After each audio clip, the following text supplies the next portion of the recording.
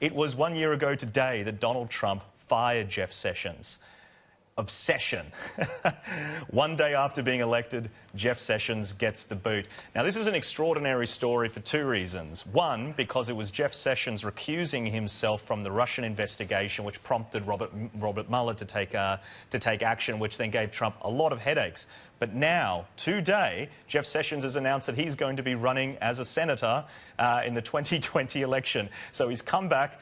Mike, what are your thoughts of this? He's come back from the grave. He's going to be giving Donald Trump a bit of a headache in the election race. Do you feel for Donald Trump with all the problems he's caused in terms of Russia? No, not really. What I think is that Mr. Sessions has been thinking about this long and hard for a long time and thought to himself, when's the best psychological moment for me to make my move? And so he's done it now. But revenge is a dish best eaten cold, isn't it? I think the Klingons said that, didn't they? Claire, there's an investigation into how all the Mueller report and everything happened now. Do you have any particular thoughts on how that played out, how Donald Trump handled all the Russia collusion allegations?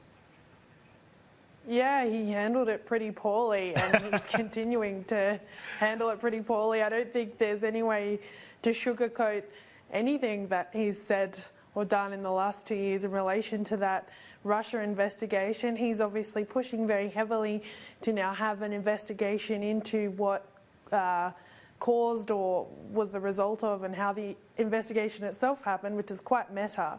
But to be honest, this Sessions situation is as Mike said, it's a bit of a knife from Jeff toward Trump, probably for that sacking a year ago, and quite poetic that it is a year to the day that he's announced his candidacy.